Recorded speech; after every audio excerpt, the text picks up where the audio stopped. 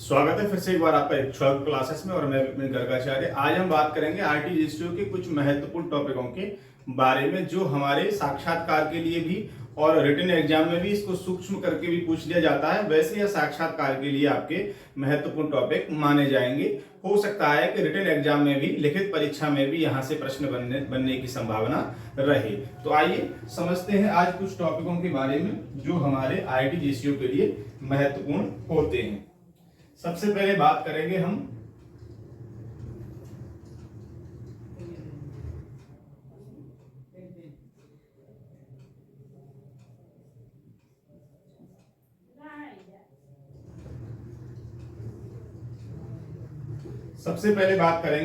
पुनर्जन्म के बारे में। मान लीजिए पुनर्जन्म के बारे में आपको पूछ लिया जाए या साक्षात्कार में कई बार यह प्रश्न पूछ लिया गया है कि पुनर्जन्म के बारे में बताइए कि पुनर्जन्म है क्या। तो आप क्या वहां पर जवाब देंगे, आपको क्या वहां पर उत्तर देना चाहिए, उसके बारे में आप समझ लें।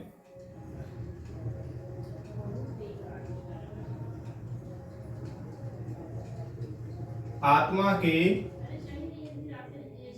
अमरत्व, आत्मा के अमरत्व की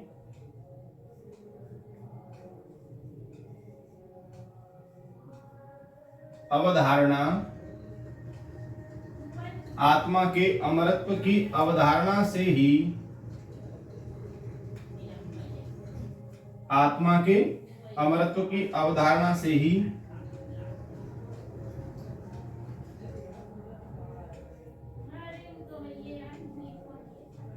पुनर्जन्म की अवधारणा की पुष्टि होती है।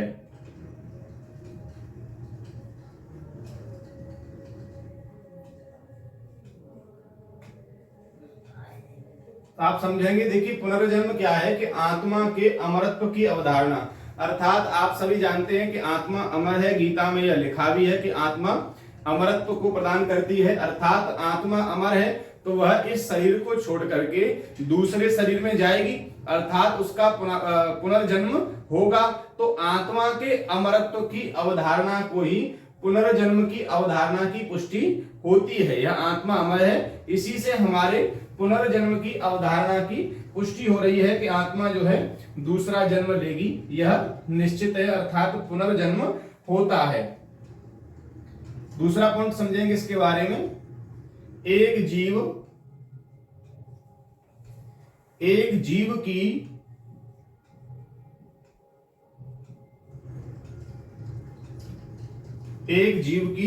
मृत्यु के पश्चात, एक जीव की मृत्यु के पश्चात उसकी आत्मा नई देह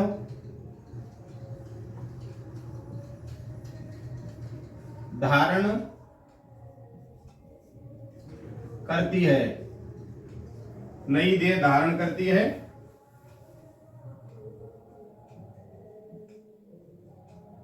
अर्थात उसका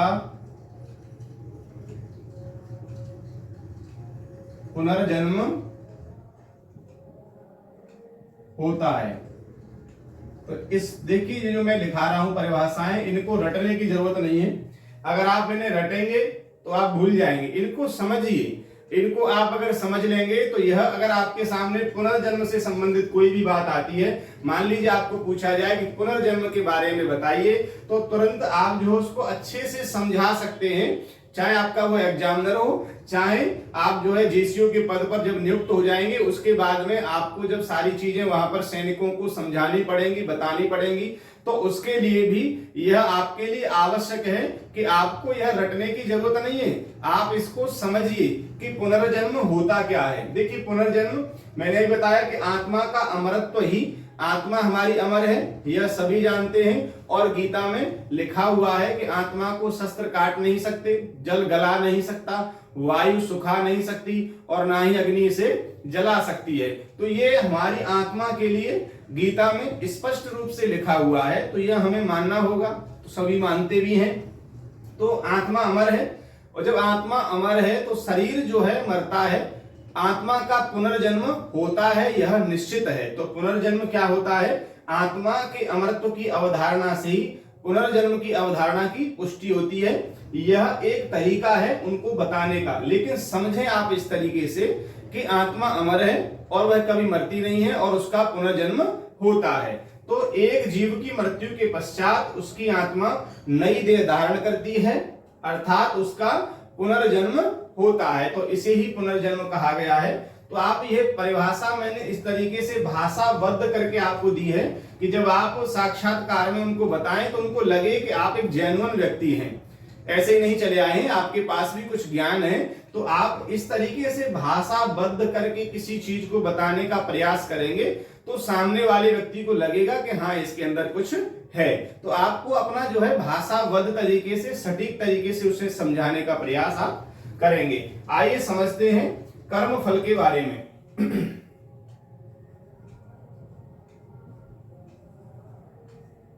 कर्म फल, मान लीजिए आपको पूछ लिया जाए कि कर्म फल क्या है।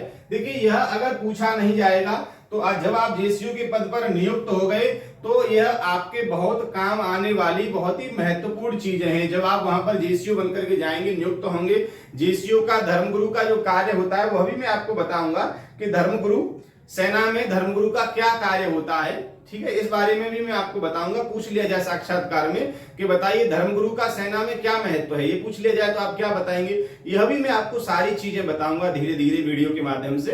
पहले आप समझ लें कि यह चीजें अगर आपको साक्षात्कार में नहीं पूछी गई, लिखित परीक्षा में यहां से प्रश्न नहीं बना तो कोई बात नहीं, बनने की वैसे संभावना रहती है, लेकिन फिर भी अगर नहीं बनता है तो जब आप जेसीयू बन जाएंगे उसके बाद सैनिकों को समझाने के लिए, उपदेश देने के लिए, सारी चीजें बताने के लिए आपके लिए बहुत ही सहायक होंगी। मान लीजिए आपको किसी ने आकर के, सैनिक ने पूछ लिया कि गुरुजी कर्म फल क्या होता है या पुनर्जन्म क्या होता है, तो आप क्या उत्तर देंगे? आप वहां मौन रहेंगे तो यह तो बहुत ही गड़बड़ काम हो जाएगा।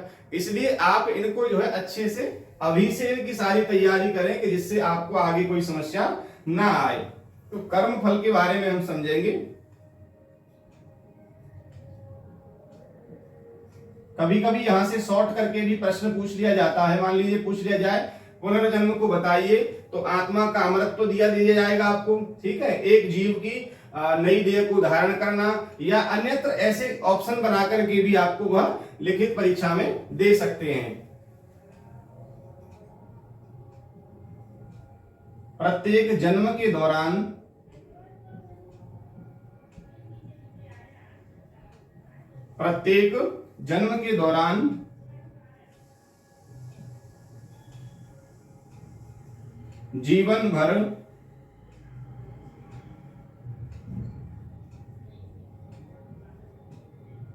जीवन भर किए गए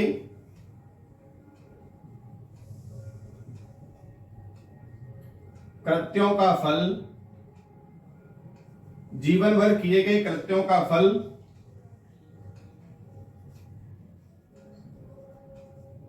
कर्म फल कहलाता है। बहुत ही सरल सा है और सीधा है, बस आप इसको भाषाबद्ध करके अगर सुनाएंगे, बताएंगे तो उनको बहुत अच्छा लगेगा। तो मान लीजिए कर्म फल के बारे में आपको पूछा जाए तो आप कर्म फल कह देंगे, मान लीजिए सीधा सीधा। आप जानते होंगे, मैं ऐसा नहीं कह रहा हूं कि आप नहीं जानते हो, लेकिन आप जानते होंगे कि कर्म फल जो हम कर्म करते हैं उसका जो फल मिले वही कर्म फल है। लेकिन इसको जो है थोड़ा भाषाबद्ध करके अच्छे तरीके से, एक जेन्युइन तरीके से कि अच्छे से सुनाया जाए तो उनको लगे कि हाँ इस व्यक्ति के अंदर जो है कुछ योग्यता है। तो आप समझाएंगे कि प्रत्येक जन्म के दौरान, जो भी हमारा जन्म होता है, तो प्रत्येक जन्म के दौरान जीवन भर किए गए कृत्यों का फल कर्म फल कहलाता है। तो ये एक अलग तरीका हो गया बताने का। दूसरी इसमें टॉपिक समझेंगे कर्म फल के बारे में।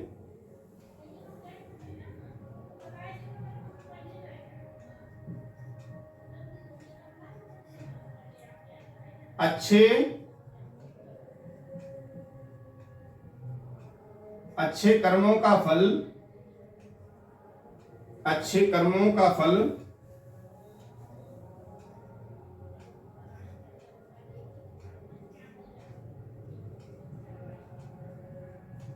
अच्छी योनि में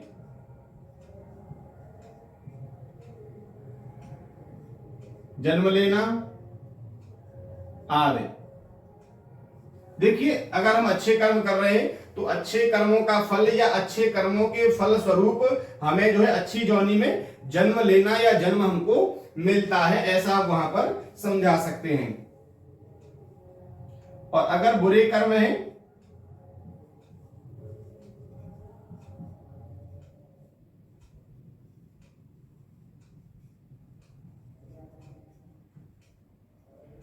बुरे कर्मों के फलस्वरूप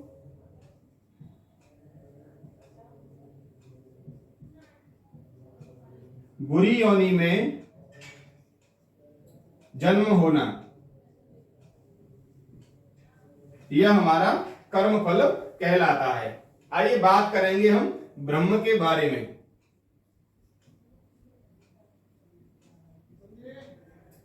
यह सभी नोट कर लेंगे अच्छे से, बहुत ही काम की आपके लिए चीजें हैं। मान लीजिए पूछ लिया जाए कि ब्रह्म क्या है, तो आप कहेंगे ब्रह्म को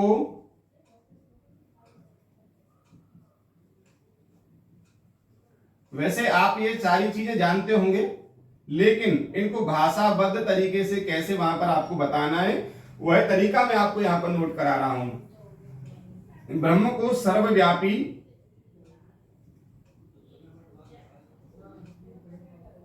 एकमात्र,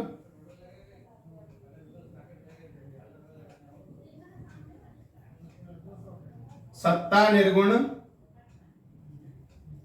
एकमात्र सत्ता निर्गुण तथा सर्व शक्तिमान माना जाता है। ये हमारा ब्रह्म के लिए पहला टॉपिक वो हो गया कि देखिए, ब्रह्म को सर्वव्यापी, एकमात्र सत्ता निर्गुण तथा सर्वशक्तिमान माना जाता है। दूसरा लिखेंगे इनके बारे में, यह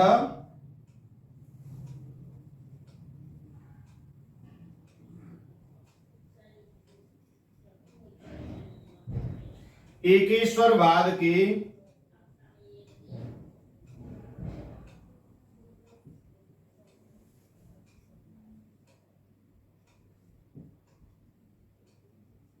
एको अहम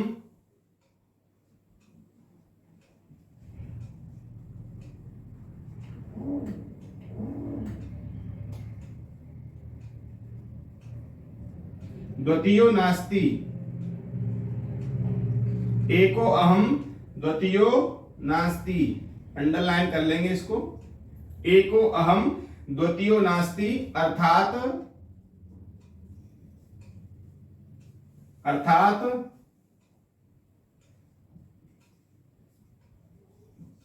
एक ही है,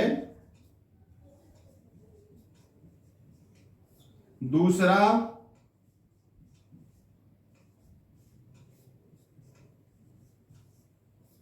कोई नहीं। तो यह हमारा यह एकेश्वरवाद के एको हम द्वितीयो नास्ति अर्थात एक ही है और दूसरा कोई नहीं। मान लीजिए आपकी लिखित परीक्षा में आ जाए कि एको अहम द्वितीयो नास्ति, ये किसके लिए कहा गया है, और ऑप्शन में दे दिए जाए ब्रह्मा के लिए, ब्रह्म अर्थात ब्रह्म और शिव और अर्थात कोई भी आपको चार नाम दिए जाए और उसमें से एक जो है ब्रह्म दिया जाए, कि ब्रह्म के लिए लिखा है, कि जीव मात्र के लिए लिखा है, कि आत्मा के लिए लिखा है, किसके लिए यह लिखा गया है, तो ब्रह्म के लिए ऐसा लिखा गया है कि एको अहम द्वितीयो नास्ति।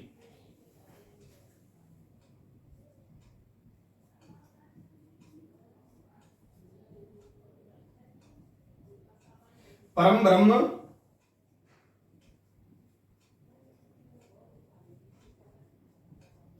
अजर अमर अनंत और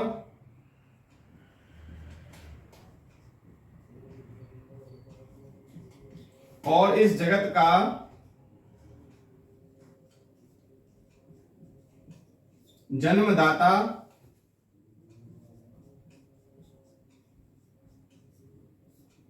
पालनहार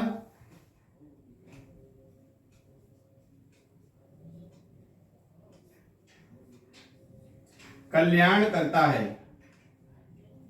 तो यह तीनों बातें आप ब्रह्म के बारे में वहां पर उनको बता सकते हैं, या यहां से प्रश्न भी बने तो आप अच्छे से पहचान सकते हैं। तो यह हो गया हमारा पुनर्जन्म, कर्म फल और ब्रह्म के बारे में। आइए समझेंगे आगे के टॉपिकों के बारे में जो हमारे आरटीजीएसयू में बहुत ही महत्वपूर्ण है।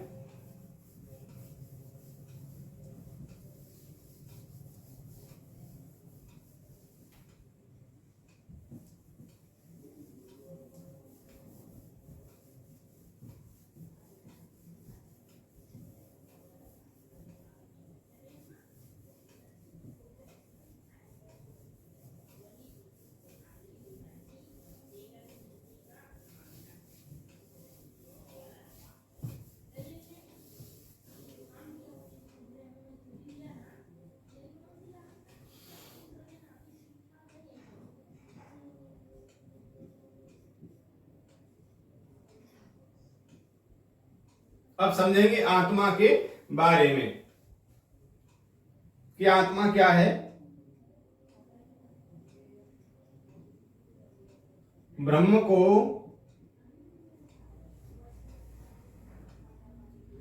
को सर्वव्यापी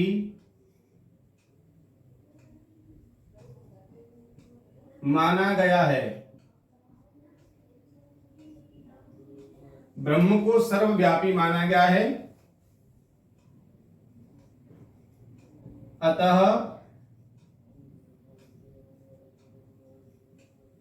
अतः जीवों में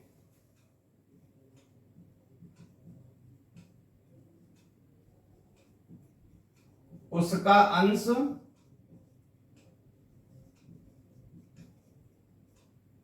विद्यमान है। अर्थात देखिए आत्मा है, आत्मा क्या है, तो ब्रह्म को सर्वव्यापी माना गया है कि भगवान हर जगह है, हर स्थान पर भगवान को माना गया है। रामचरितमानस में लिखा भी है कि हरि व्यापक सर्वत्र समाना और प्रेम से प्रकट होई में जाना।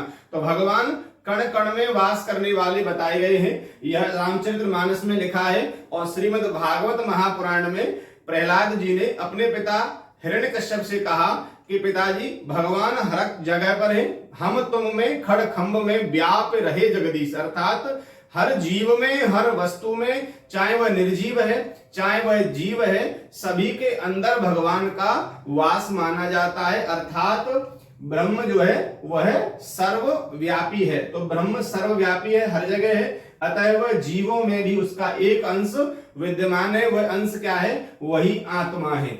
समझेंगे। दूसरा हमारा इसके बारे में टॉपिक जो है क्या होगा, जीवों में विद्यमान अंश ही आत्मा है।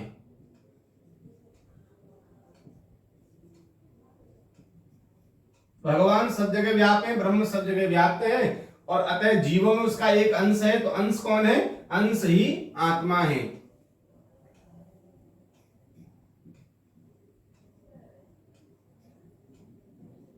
जीव की मृत्यु के बाद, जीव की मृत्यु के बाद यह नवीन देह धारण कर लेती है।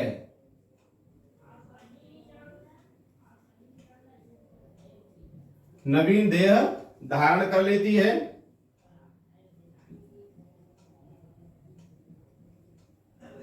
अनंत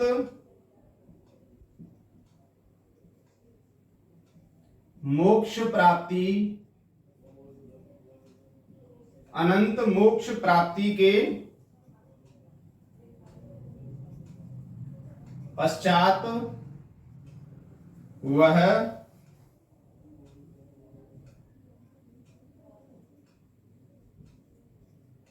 ब्रह्मलीन हो जाती है।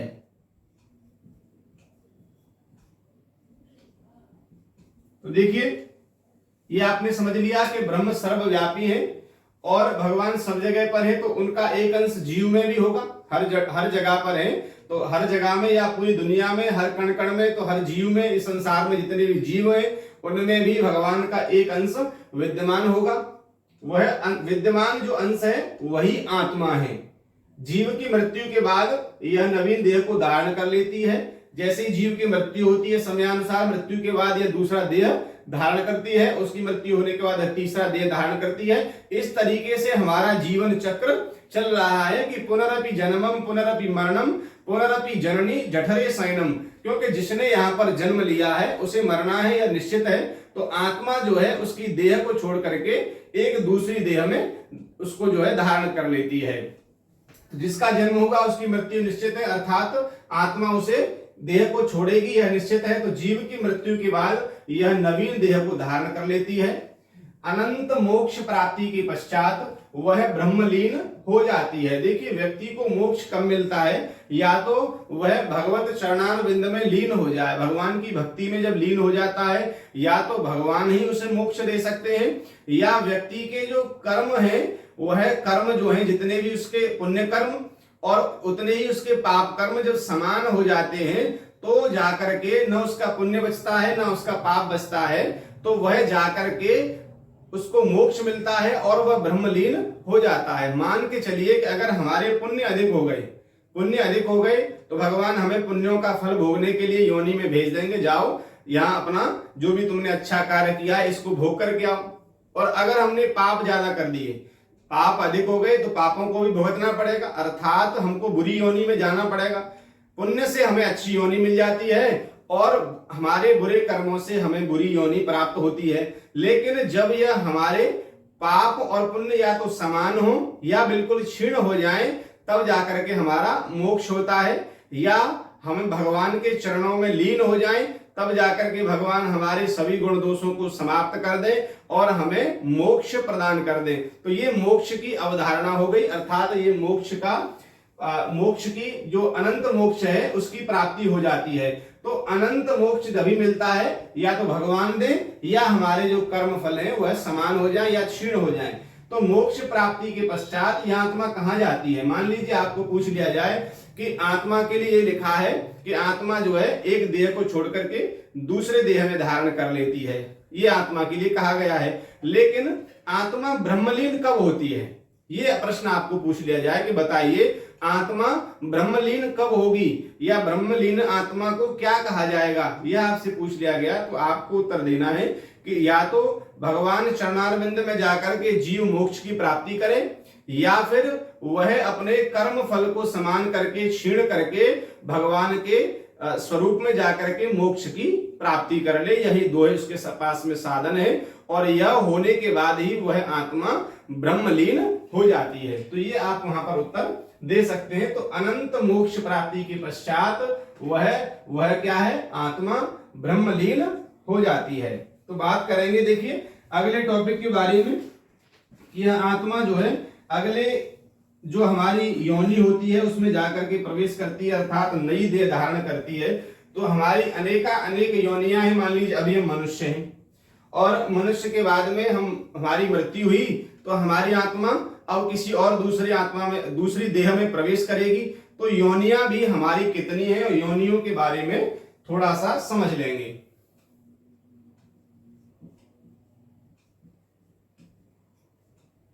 योनि, यहां से आपके लिखित परीक्षा में कई बार प्रश्न बन चुके हैं योनि से, इसलिए आप यहां की अच्छी तैयारी करेंगे कि योनि से अगर प्रश्न पूछ लिया जाए तो आप पीछे नहीं हटें।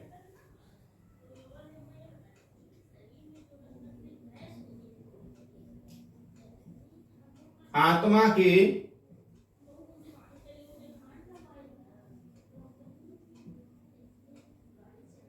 प्रत्येक जन्म द्वारा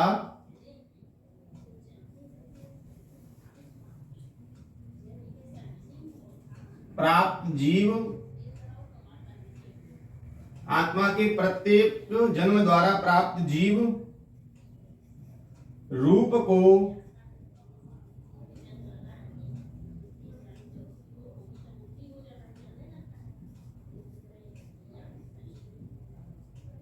योनि कहते हैं। आत्मा के प्रत्येक जन्म द्वारा, देखिए आत्मा का प्रत्येक जन्म किसे माना जाएगा? अभी आपने यहां पर समझा कि यह जो है जीव की मृत्यु के बाद एक नवीन देह धारण करती है, अर्थात आत्मा जो है पुराने शरीर से निकली और नए शरीर में अर्थात नए प्रत्येक जन्म के द्वारा अर्थात नए शरीर में जब प्रवेश हुई तो उसका जो है एक नया जन्म हो गया। तो जन्म के द्वारा प्राप्त जीव रूप को जब वो जिस भी शरीर को प्राप्त करती है उस शरीर को जो है योनि कहा जाता है। मान लीजिए मनुष्य शरीर से निकली और वह जाकर के किसी भी पशु योनि में या हिरण की योनि में या शेर की योनि में या कुत्ते की योनि में जाकर के प्रवेश कर गई, वह उसका नया जो जीव रूप है वह योनि कहलाता है। तो योनियां हमारी जो है कितनी है? योनि जो है, अब बात करेंगे कि यह किस किस में प्रवेश करती है। तो योनि है 84 लाख। योनियों की जो संख्या है वह है 84 लाख। मान लीजिए आपको लिखित परीक्षा में आ जाए योनि कितनी है, तो 84 लाख, 82 लाख, 80 लाख या 90 लाख, 4 ऑप्शन दिए जाएं तो आपको क्या टिक करना है कि योनि 84 लाख है। ये तो सभी को पता है, छोटी सी बात है, नहीं पता है तो फिर भी आप इसे नोट कर लेंगे कि योनि हमारी 84 लाख है, जिसमें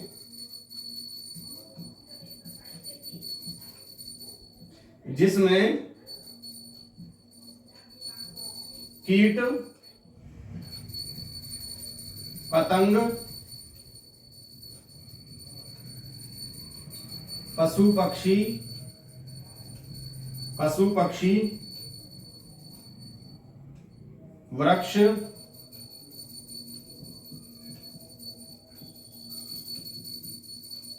और मानव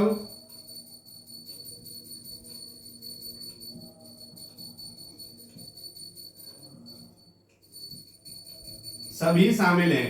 देखिए योनि हमारी कितनी है? 84 लाख, जिसमें कीट, पतंग, पशु पक्षी, वृक्ष, मानव सभी शामिल हैं इस 84 लाख योनियों में। लेकिन इस 84 लाख योनियों में सभी तो शामिल हैं, लेकिन इनको बांटा गया है कि कितने लाख में पशु हैं, कितने लाख में पक्षी हैं, कितने लाख में वृक्ष हैं और कितने लाख में मानव हैं, कितने लाख में कीट पतंग हैं, कि जलचर हैं, नवचर हैं। इस तरीके से इनको बांटा गया है। और 3 साल पहले जो है ये प्रश्न आया था कि जो हमारी मानव योनि है वह 84 लाख योनियों में से कितनी लाख की मानी जाती है। तो ऐसा प्रश्न एक बार बना था, तो आप इसको भी जो है अच्छे से तैयार कर लेंगे कि पूछ लिया जाए, मान के चलिए कि मानव योनि के बारे में या वृक्ष योनि के बारे में, जलचर नवचर कुछ भी पूछा जाए। तो ये देखिए जलचर अर्थात पानी के जीव जंतु जो पानी में रहते हैं वो कितने हैं? वह 9 लाख हैं, 9 लाख। पेड़ पौधे कितने हैं? पेड़ पौधे हैं 20 लाख, पेड़ पौधे 20 लाख।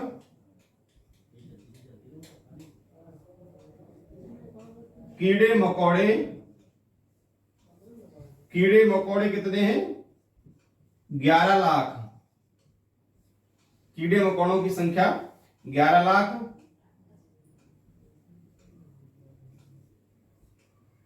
पक्षी कितने हैं? पक्षी, प्रश्न बनेगा 84 लाख योनियों में से पक्षी योनि की संख्या कितनी है? तो 10 लाख है।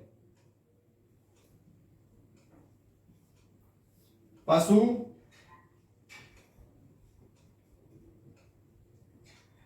तीस लाख।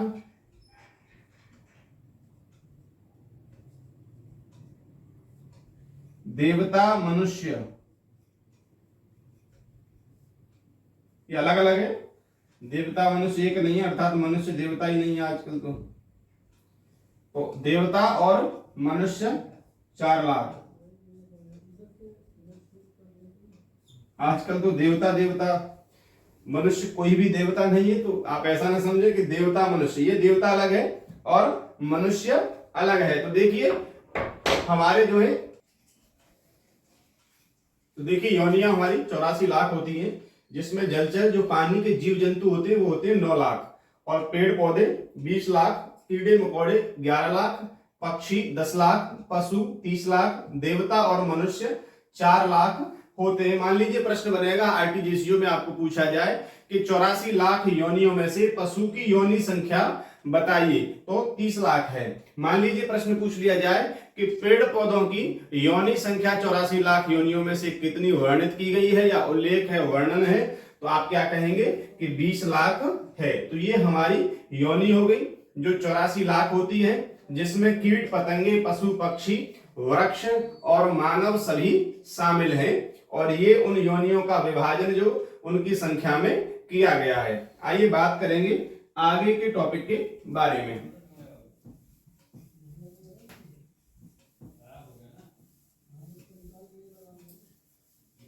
योनियों से आपकी लिखित परीक्षा में एक प्रश्न बनने की संभावना रहती ही है, तो आप इसको योनि वाले जो टॉपिक है इसको थोड़ा अच्छे से तैयार करेंगे। बाकी आपके साक्षात्कार के लिए और लिखित परीक्षा के लिए महत्वपूर्ण तो सभी हैं, लेकिन जो विशेष हैं उनको थोड़ा अच्छे से ध्यान उन पर देंगे।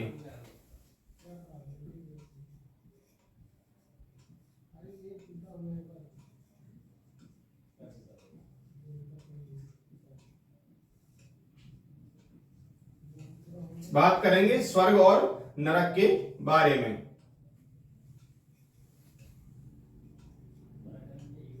ये कर्म फल से, ये कर्म फल से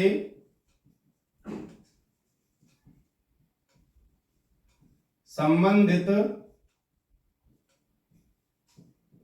2 लोक हैं। ये कर्म फल से संबंधित 2 लोक हैं।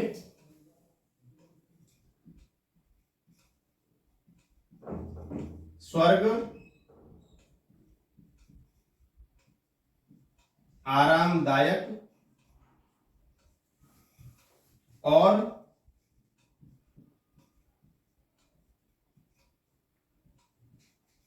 नरक कष्टमय है।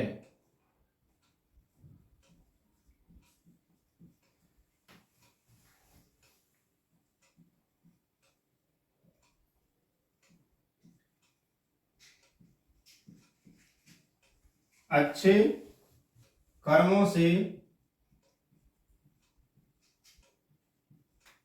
स्वर्ग और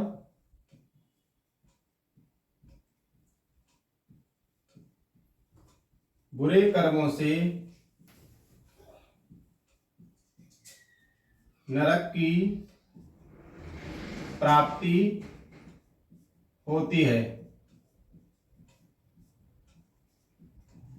तो ये हमारा देखिए स्वर्ग और नरक से संबंधित हमारा है कि ये कर्म फल से संबंधित 2 लोक हैं, अर्थात ये कर्म फल के आधार पर ही इन लोकों में जीव को जो है भेजा जाता है कि स्वर्ग में जाना है कि उसे नरक में जाना है। अर्थात स्वर्ग जो है वो आरामदायक है और नरक जो है वह कष्टमय माना जाता है। तो अच्छे कर्मों से स्वर्ग मिलता है और बुरे कर्मों से नरक की प्राप्ति होती है।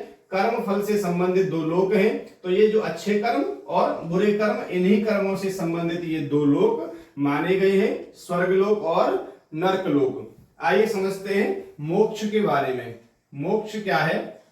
मान लीजिए प्रश्न बन जाए कि मोक्ष के बारे में बताइए, तो आप क्या उत्तर देंगे कि मोक्ष का अर्थ, मोक्ष का अर्थ, मोक्ष का अर्थ है आत्मा, मोक्ष का अर्थ है आत्मा का जीवन मरण के दुष्चक्र से मुक्त हो जाना। अभी मैंने आपको पहले बताया था कि पुनरपि जन्मम और पुनरपि मरणम, जीना और मरना ये दोनों हमारे जीवन की क्रियाएं हैं। जिसने जन्म लिया है उसे मरना है और जिसकी मृत्यु हुई है उसे जन्म लेना ही है, ये निश्चित है। लेकिन मोक्ष की प्राप्ति कब होती है? मोक्ष की प्राप्ति जब होती है जब आत्मा का जीवन मरण के दुष्चक्र से मुक्त हो जाना, वह मोक्ष की प्राप्ति कहलाती है। और वह आत्मा परम ब्रह्म में परम ब्रह्म में लीन हो जाना, परम ब्रह्म में लीन हो जाना भी मोक्ष है।